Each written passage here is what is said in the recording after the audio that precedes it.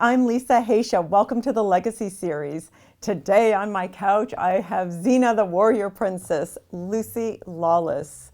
And I just met her a couple of nights ago when she was performing at the Pasadena Playhouse playing Maleficent. And she was fantastic because I loved the way she was so mysterious and evil, but with so much humor bubbling inside. And my 6-year-old daughter just fell in love with her and said, she's not mean enough to be Maleficent once she met her. And she thought she was so tall. She thought she'd be like 6'5" or 7 feet because she was so powerful on stage. So I'm so excited to have her here. And she's all the way from New Zealand. So I caught her right in the nick of time before she was heading back. So welcome. Thank you. Lucy, hi. Hi. So it's so good to have you here. Thank you. I have no idea what we're going to talk about or what. I'm very intrigued that you're not doing research before, because that's much more interesting for me, to be honest. The process is more interesting. Yeah, and usually the people I've interviewed so far, I've known them, 6 degrees of separation, just like you. So I know a little bit about you, but I like these legacy interviews to be more about you. You've done enough of, I am Lucy Lawless and I'm fabulous and here's my role in promoting films. Mm-hmm. So I wanted to know who you were. What makes you tick? What's in your soul? What makes you smile? What makes you laugh? Well, here's a speech I prepared earlier. Okay. Perfect. Okay. Yeah. So go for it. Yeah. Winkle it out. So who is Lucy? What made you get into film and acting? What was your family like? I have no immediate family in the business at all. And coming from New Zealand, there's very few role models of people from my country who have made it overseas, to look at. There were a couple, Kiri Takano, an opera singer.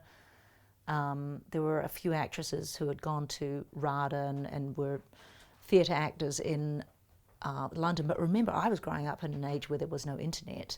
So if you wanted to find out information about how to get to a big drama school overseas, you'd have to go to the British consulate, look up phone books. You'd have to phone, ask them to mail out information. Anyway, it was tremendously hard, and I was quite alone in that process. In fact, having a lot of brothers, I learned to be very, very careful about expressing my ambitions because it was seen as being really conceited and to be a show-off.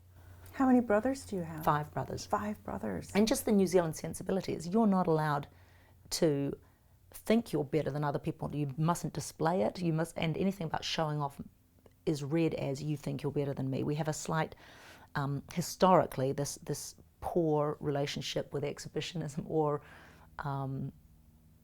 winning, actually. So, and that's we're losing that from our culture now, thankfully. But I had to be a very quiet operator in expressing what I wanted to do, because nobody thought it was possible to be an actress overseas and to be successful. And what age were you? Oh, that would have been in my teens. Your teens. But my first inkling of wanting to be an actress was probably about 7 or 8 years old when I saw Snow White on the stage. And the black light came out and all the paint fluoresced and there were flowers and fairies and things all of a sudden appeared, and I saw magic and I had to be there. There was nowhere on this earth that I wanted to be but on a stage. So when you started taking lessons, did you have innate talent, or did your teacher say, oh my God, you're a star, you're fabulous, or did they say, we got to work with you quite a bit? That star, that wasn't it's not part of the culture of New Zealand to say, oh my God, you're a star. But I would always get the role. So I guess I showed an aptitude. And my girlfriends and I, we'd put on little plays and performances all the time. That was our play, was to put on shows. So, yeah.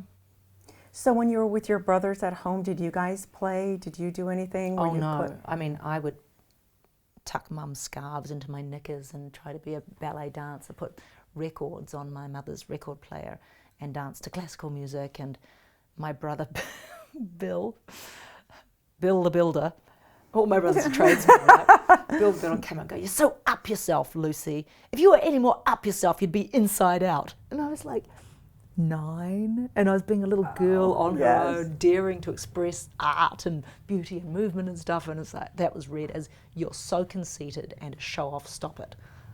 Interesting. I have a Middle Eastern background. It's the same thing. Women just look good, but keep your mouth shut. You never overshadow a guy. You don't ever show off. The same things. It's really, putting a muzzle on. You don't have a voice. Just be present and let the men do their thing. Really? So it sounds I want to interview you. It's not that. It's not that. Because looking good, it wasn't in, at least my family culture was not, right. is not really valued. It's not enough to be pretty. You have to be hardworking. You have to be women too. clever. Oh, women. Yes. Oh, especially, okay. yeah. Looking good is almost frowned upon. That's part of that showing off thing. Yes. So it's not the same, but I know. I'd like to interview you Yeah. about that. Yeah, it's very interesting when you're brought up to think, oh, you just have to look pretty and don't be smart, don't be anything else. That's your role as a woman. Ooh, and keep your yeah. mouth shut and have Whoa. no talents and no nothing. And if you Oh, do, that's mask horrifying. them. It is, right? Yeah, and never even make your own money, because if you make your own money, that means you have no value unless a man wants to take care of you. So it's like a lot of psychological stuff I had to get over. So with That is so galling to me. Yes. But even with you weren't allowed to just really explore yourself. Well, you're not supposed to be overtly sexy. You're not supposed to be any of that. You're supposed to. Well, at least this is my family, right? You've got. I just had to be tough because my brothers would, call me out on anything being girly. So I had to be a tough girl, which has been actually. It's taken me 40 years to realize the value of softness and vulnerability, because I had to be invulnerable, or at least present myself that way. It's been a hurdle for me in life. What's interesting about you, though, is you do have so much masculinity to you, but you are so feminine in that masculinity, and I think that's your gift. That's your talent of, crossing over where women are in love with you and men are in love with you. Well, since I played Xena, I suppose that is true in some way, but I don't think I ever really thought about it. That's an observation that one makes from the outside. Yes, and I've met, many actresses in the past 2 decades, and a good handful, if not more, have said you're their girl crush. And you were, so you really appeal to both men and women. And I think that's a really special quality, because you're not intimidating. Even when I met you, I thought, wow, she's so talented and beautiful and extraordinary. But you come out of the dressing room just taking your makeup off and doing this and hi, how's it going? And just so real. You didn't have anything to prove, and you weren't on, and you didn't have attitude. It was just like, I'm a real person. Yet you go like this and you're a princess. That's so nice, thank you. Yeah, and that's very rare too. Well, I think that's, my experience of theatre, no, that's just how we do it, that you're a family. That you're a family of the team. You can't, there's no rankings in the family of theatre. Yes, but you were also trying to get my husband, who's a TV producer, to go say hi to the other cast members that he really liked their talent. Go let him, go tell him. So you were just so loving and giving. Oh, we're not here for long. We'll be good to one another. Yeah, absolutely. And you have such a great sense of humor, which I love. Yes. So who are your role models? Oh, that's a good question. So my mother, I was also I never really think about, I don't have heroes anymore, because I think I was disappointed, the closer you look at other human beings. But my early role models, without knowing it, would have been obviously my mum and dad, who are lovely people. And Catholic nuns, because I went to Catholic primary schools, there was no husbands, there was no men, they were running the schools, the finances, the everything. So they were examples of empowered females, believe it or not. And they're good women. I'm still in contact with them today, the Maris nuns. Really good, sensible women. I don't have any of those horror tales about Catholic nuns, though I'm not a religious person at all anymore. But I got to give them their due. They were the earliest examples of female empowerment, and my mother. And Yeah. What's the best piece of advice you got from them or from anyone else? Oh, okay, this is super useful because I thought of it this morning actually.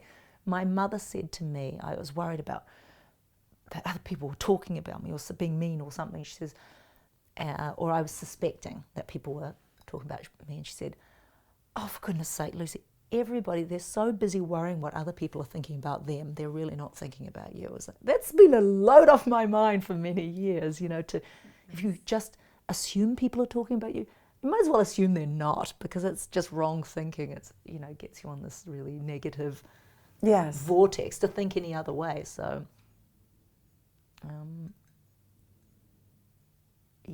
I think that's a good way of conserving energy in a way. You spend a lot of time dramatizing, anticipating things that you have no idea about. So who can be bothered? Yes. Life goes much better when you're relaxed, you're yourself. Absolutely. And intention, you're not. So how do you know when you're on target with yourself, with your soul's purpose in your life? Like if someone's watching this and they're saying, I really want to have Lucy's life. I want to be a strong, powerful woman, but I want a family, husband, kids. How do you balance it all? And how do you know what decision to make, what to choose, what roles to choose? Yeah, that's hard, that's really hard. I turned down a trip to India with my family. I pulled out of a trip to India with my family, a wonderful, once-in-a-lifetime trip to do Panto in Pasadena. And I've never done that before. My children have been younger, so I made decisions. We moved to New Zealand and we lived there, and at the expense of my career. And then all of a sudden it was okay for me to put my career first when my youngest is 12 and a very kind of independent little fellow. And we Skype all the time. I talk to them every other day. But I've never done that before. It's difficult. You've got to risk that your career will go away in those years when the children need you the most. So did you take 5 or 6 years off?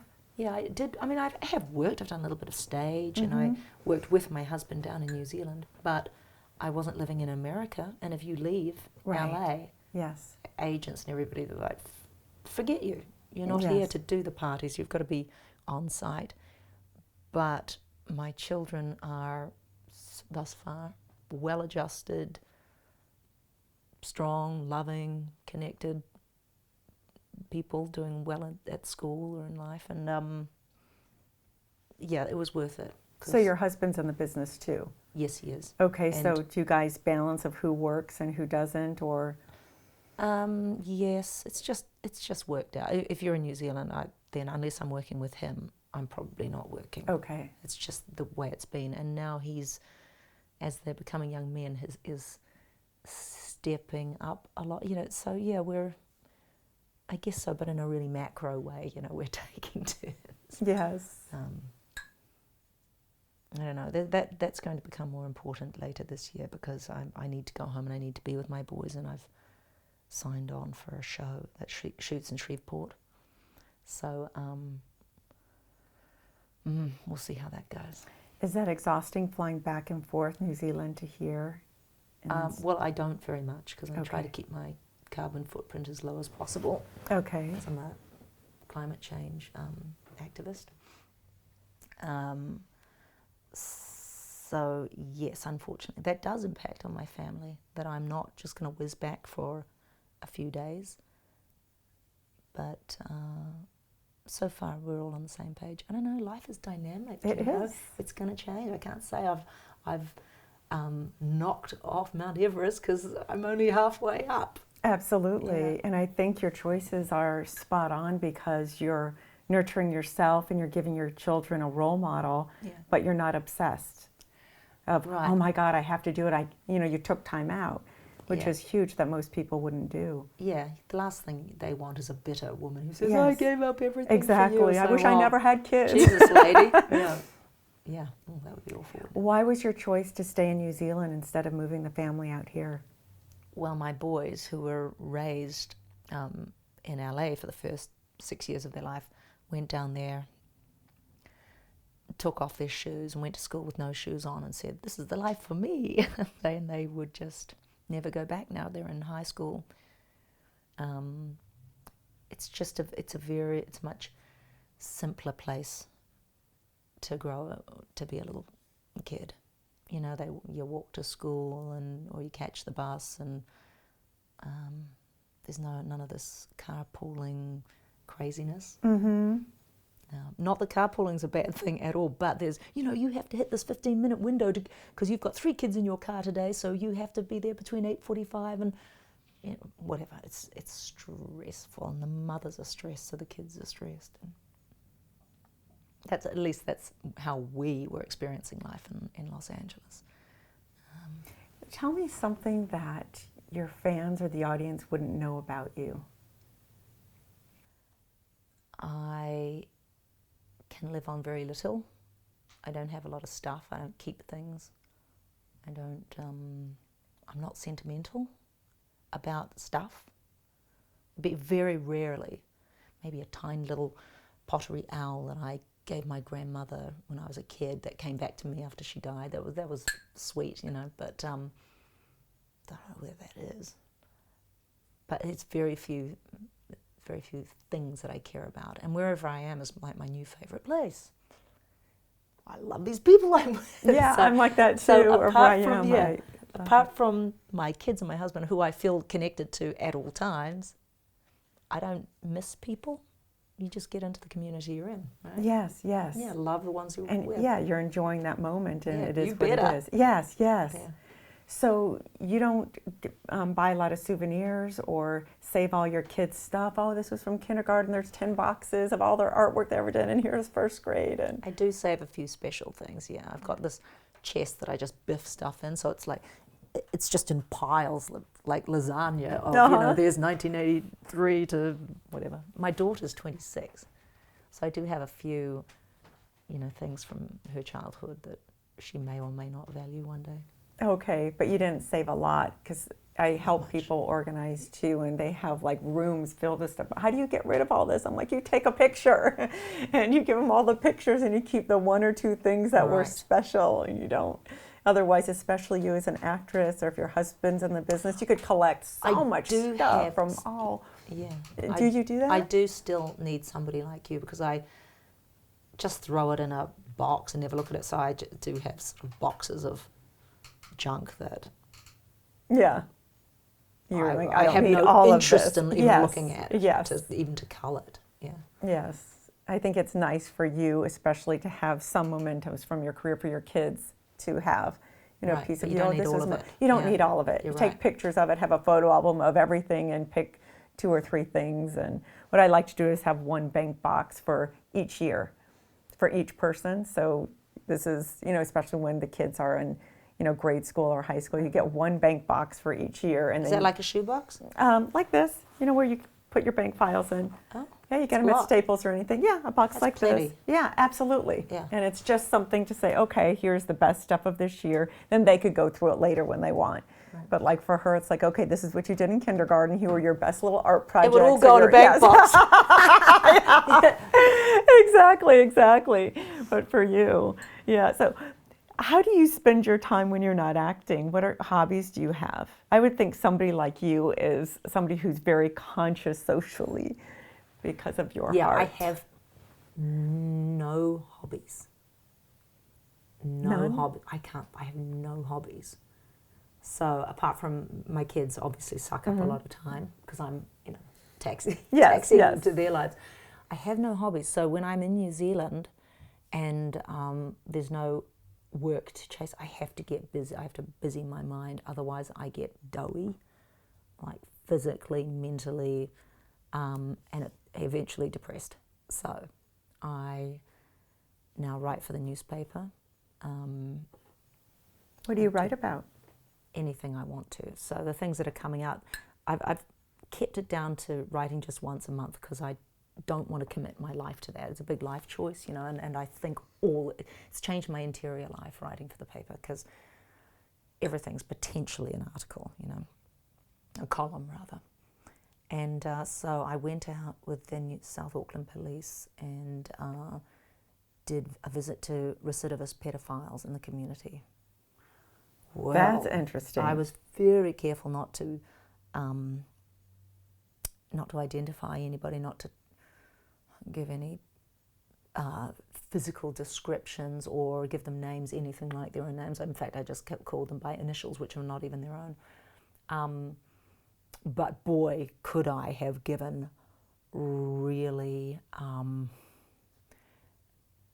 I could have given incredibly powerful descriptions of these particular gentlemen. Anyway,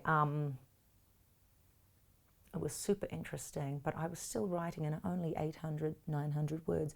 You can't give all sides to an article. You can't research. You can't. There's no way of putting a pretty face on recidivist pedophilia. And I started a conflagration, and I felt like I'd started a witch hunt. And the fact is, these people have paid their dues, and the police have started a new squad to try to, almost like AA sponsors. So they say, and they'll go around and visit them and say, okay, what are your triggers? What's going on in your life? What is the family situation? All this stuff. So that if they fear that they're going to reoffend, they can ring up the officer from the squad and go and say, help, I'm going to offend. A 4-year-old just moved in here, and that's my age group, because there's a specific age group that people go for.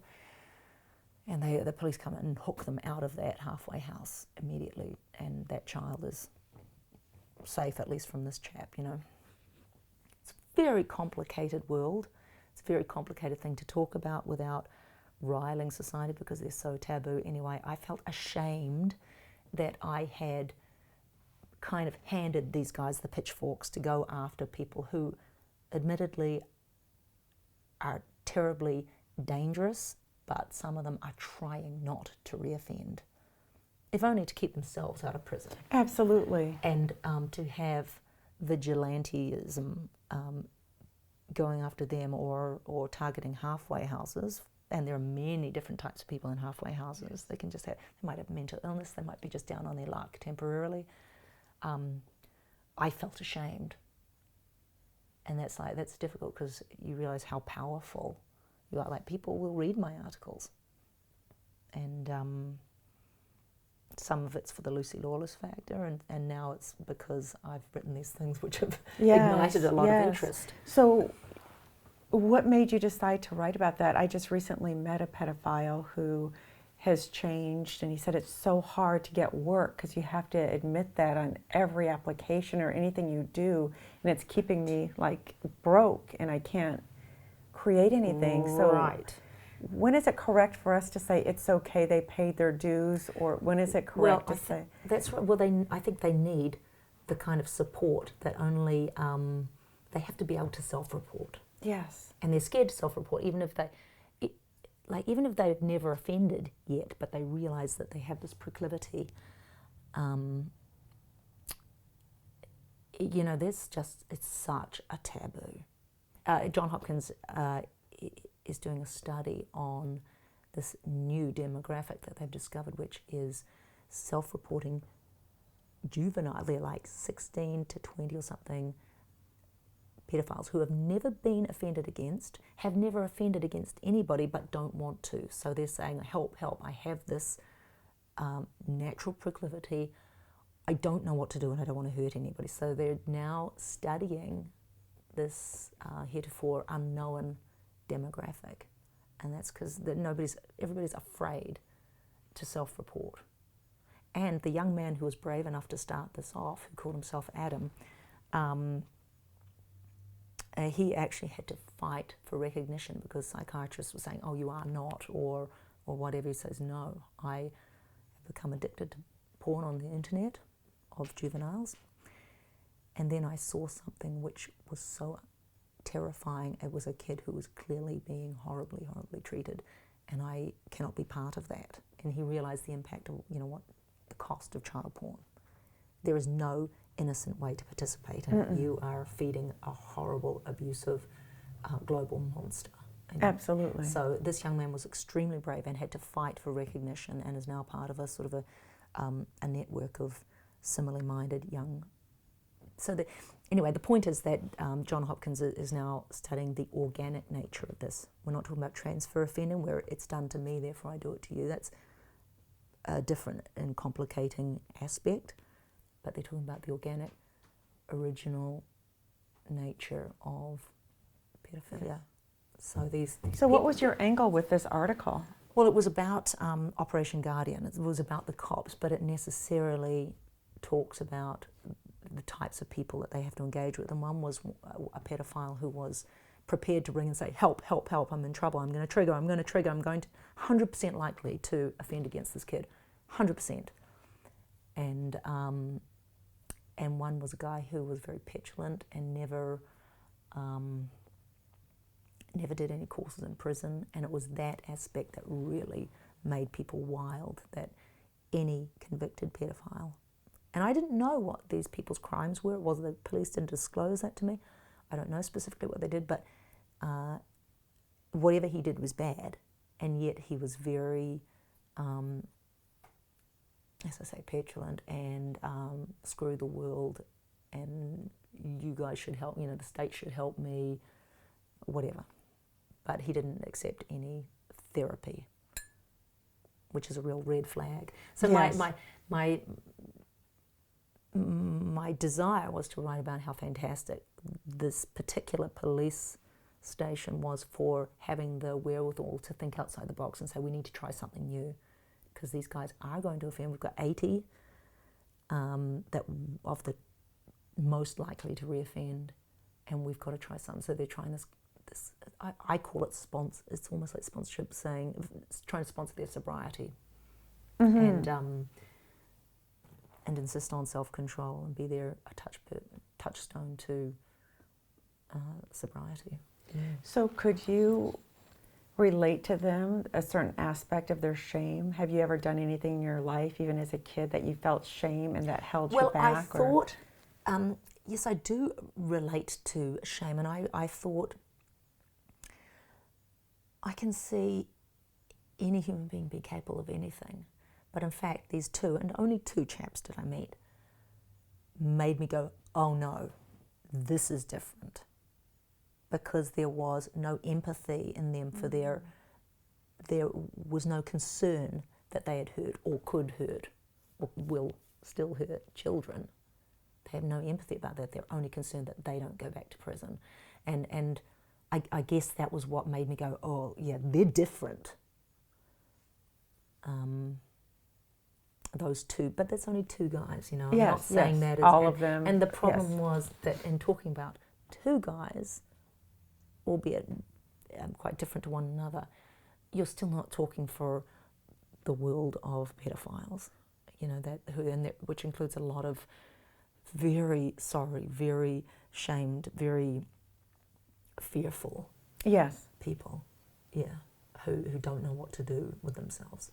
They've just got to lock it down. Absolutely. And sometimes that's worse. Yeah, it's like their whole life is tainted with that because there's nothing they can do with it. Even the ones that, I don't want to say this, but made a mistake and they won't ever do it again, because one never knows about that if it's a seed inside. But sometimes people just do something stupid. Or if they're on drugs or whatever. Yeah, whatever, and it stays with them. But yeah, it's a very tricky fine line. Yeah. But shame is it's an evolutionary strategy for keeping people operating in a very socially acceptable way. That's what shame is, and it's locked in our DNA, just as sexuality is, just as everything. It's a way of keeping people, keeping society strong so that our offspring grow up safer. Yes. But it's a very powerful shaping force. What advice would you have after experiencing that and writing about that for anyone out there that has shame on any level? I've worked with a couple of people years ago when I used to work with teens, and so many of them said their life is ruined because of shame of something they did when they were 10, 11, kills. 12. Oh, shame kills. Yeah, and a lot of them want to be actors, and they said, I can't because of something. So what would you... Well, I can't, that's such a huge question in regards to pedophilia. I can't really talk about it because I'm not I don't understand enough. No, but not about the that, world. about anything. But shame in general. Yeah, not that. Just basic shame of they did something silly as a kid. They beat somebody up that was a best friend's kid, or they by accidentally shot someone because they pulled a gun out and it was an accident, but it hurt them, or they... Right. Well, how... I suppose, just because you're asking me, this is my first thought, it's not a considered opinion, but I suppose to express, and I'll talk to myself, that shame is a shaping mechanism. It's in us and it's in society. Yes. And, well, shame actually is supposed to be what other people put on you, and guilt is what we put on ourselves. But regarding shame, let it shape things but not control you, probably. That acknowledge what the shame is trying to tell you. Don't do that again because that hurt you and hurt others. Mm-hmm. And move the hell on. Don't, Yeah, I think so move too. forward through life. You just have to move forward, forgive yourself. And regarding what other people are saying about you, let like it my go. mother said, they're worrying about their own shame, for God's sake. They're really not thinking about you. Yes, get on with it if it was something that happened and it happened. It wasn't, Probably, something super heavy. Probably the rest of the world does not see the mark of Cain on you. Exactly. Yeah. Exactly. As much as you do. Yeah. What do you think the turning point? point? Don't do it again. Right. It will. Yes. Don't do it again because it hurt you then. Yes. Maybe it hurt other people. Just don't do it again. That's what the shame is telling you. And I think it helps one not do another silly mistake. Right. Just in the moment of, I'm doing drugs or I'm drinking, so they do an action. It might make them go, okay, after one drink, I turn into a different person. I'm not going to go there. I think that's good. What do you think was the turning point in your life? Like a big have a few, don't you? You usually what's 3, but like well, your first one would be that being an 8-year-old kid at Snow White when the fluorescent lights came on and the paint. Yes. That shaped me, made me go, I have to be there. That's where magic happens on a stage. Another one was when I was going to university in another town from where I grew up, and I crossed the road about 8 times. Should I go back to the university or should I go home to Auckland and become an actress? Should I go back to university? I crossed the road 8 times and eventually I went home to Auckland to become an actress. There was having my baby and getting pregnant at 19. So you got married at 19 and had a baby. Had a baby. I just turned 20 when I had my daughter. So, what was that like? Were you excited about it, or were you going, oh, well, no? I was very in love with her father. No. I never felt, oh, no. I think other people did, my family. My father was so upset he couldn't even talk to me. That was very stressful. But, and I was living in the outback of Australia at the time, working for a mining company. And so we went home and had the baby. My father was delighted that I had the baby because he was like super Catholic, And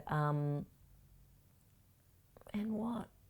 Yeah, everybody thought my life and my dreams of being an actress were over, but I didn't think that. In fact, 5 days after having her, I put on this black leotard and tights with reinforcement that came down lower than the leotard, just ridiculous. And because I was big, I just had a baby, and I was wearing high top white basketball boots, and I looked ridiculous. And I did this crazy comedy act in a leotard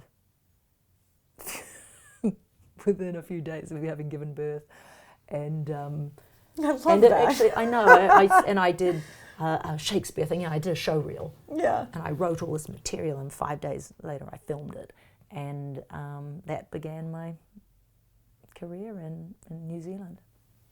That's amazing. So you really used humor, and you just said, this is who I am now. And my dramatic self. Yes. Yeah. That's wonderful. I didn't think my life was over at all. And clearly it wasn't, yeah. How did your children change your life? Well, my daughter, having a baby so young, made me, made me very stable, made me stay in one place, made me constructive. And then it was a few years later when I got, when the marriage was not going so well, that I got watch Sosa Wild Oats kind of thing. And then I met Rob, and yeah. So you were single for a few years there in between? Well, sort of. Okay, kind of overlapped. All right. It takes a long time to get a divorce in New Zealand, but you know. Yes, he married a very young woman. He was 10 years older than me, and yeah, I grew up. That's from what being happens. thinking, yeah. Who knew?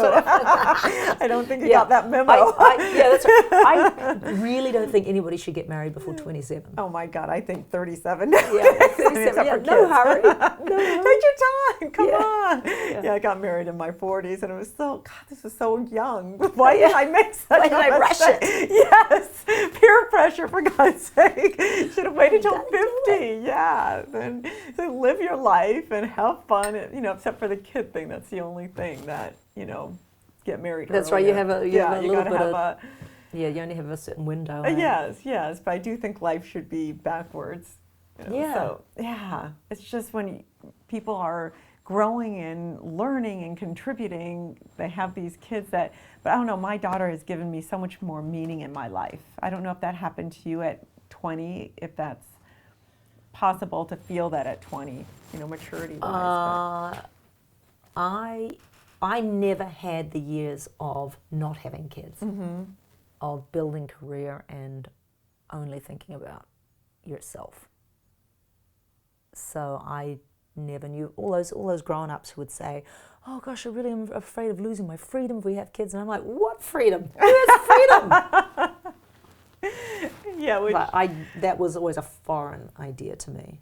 Which leads to the question, what do you want your legacy to be? I don't care. You don't care? Oh my God, that's the first legacy. time anyone ever said that. You don't care? No, I'm going to be worm food. What about for your children?